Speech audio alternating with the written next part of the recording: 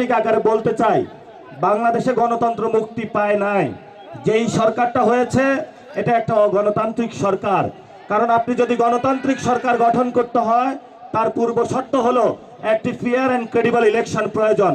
কিন্তু এই ইলেকশনে দেখেছি আমরা ইঞ্জিনিয়ারিং হয়েছে, এই ইলেকশনে দেখেছি ভোট ডাকাতি হয়েছে, কেন্দ্র দখল হয়েছে এবং সিস্টেমেটিক একটা অপারেশনের মধ্য দিয়ে বাংলাদেশের জনগণের যে রায়, সে রায়কে দিল্লিতে এবং লন্ডনে যে চুক্তি হয়েছিল সেই চুক্তি অনুযায়ী সরকার গঠন করা হয়েছে। এই জন্য আমরা বলবো, ময়ূর তার পেখম যদি কাকের উপরে পরানো হয়, কাক কি ময়ূর হয়ে যায়? এই জন্য বলবো যে স্বৈরতান্ত্রিক যে ব্যবস্থা আমাদের সংবিধান রয়েছে, এই সংবিধানে যিনি প্রধানমন্ত্রী বর্তমানেও আছেন, উনি স্বৈরতন্ত্রের পথে হাঁটছেন। এই জন্য আমরা ওনাকে বলবো, বাংলাদেশের মানুষকে ঐক্যবদ্ধভাবে আমাদেরকে সংবিধান সংস্কার সভা যেটা আছে এটা বাস্তবায়ন করতে হবে।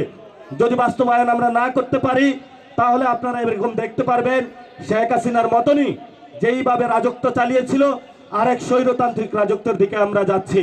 কিন্তু এই স্বৈরতান্ত্রিক রাজত্বের দিকে যদি কেউ যেতে চায়, আমরা তখন দেখব না আপনি কি বেগম জিয়ার ছেলে নাকি শহীদ জিয়া রহমানের ছেলে।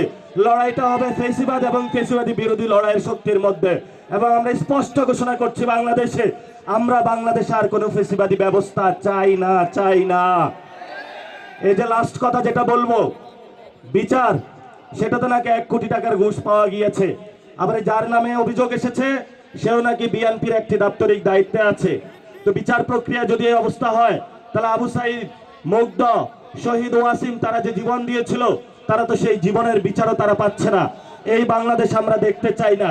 নতুন করে কথা এসেছে যে শেখ হাসিনা নাকি ভুল বুঝানো হইতো, তাকে কারা উপদেশ দিত। তো একটু আগে একজন বক্তা বলেছিলেন যে তারেক রহমানকে কে ভুল বুঝায়। তো তারেক রহমানের রাজনৈতিক উপদেষ্টার নাম আপনারা জানেন? রাজনৈতিক উপদেষ্টার নাম হলো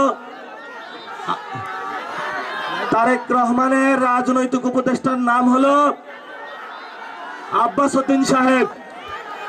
এবং এই আব্বাস উদ্দিন সাহেবের রাজনৈতিক উপদেষ্টাকে জানেন? আফরোজা আব্বাস সাহেব, যিনি সুন্দর মতো কেন্দ্র দখল করেছিলেন, ভোট ডাকাতি করেছিলেন। তো আমরা ধরে নিতে পারি তারেক রহমানের ইনডিরেক্ট উপদেষ্টা হলো মির্জা আফরোজা আব্বাস সাহেব। তো দেশটা কোন দিকে যাবে সেটা তো আমরা বুঝতেই পারি। তারপরে নারীর এম্পাওয়ারমেন্ট হয়েছে, তো সেই জায়গা থেকে তাদেরকে আবেদন জানাবো, আমাদের অনেক মা বোন দর্শিত হচ্ছে, আল্লাহর রাস্তায় আপনাদের কাছে মাপ চাই।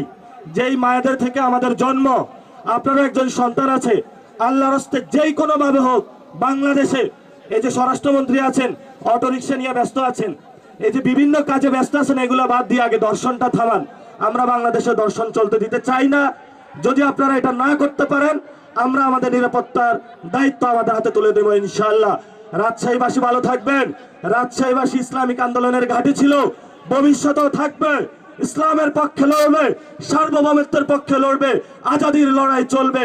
আসসালামু আলাইকুম ওয়া রাহমাতুল্লাহি ওয়া বারাকাতুহু।